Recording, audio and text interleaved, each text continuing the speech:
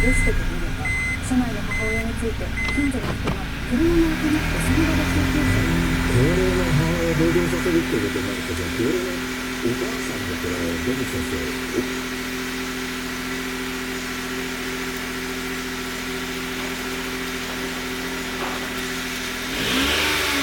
おっしゃる通り、自分の母親がどういうふうに犠牲を払うのか。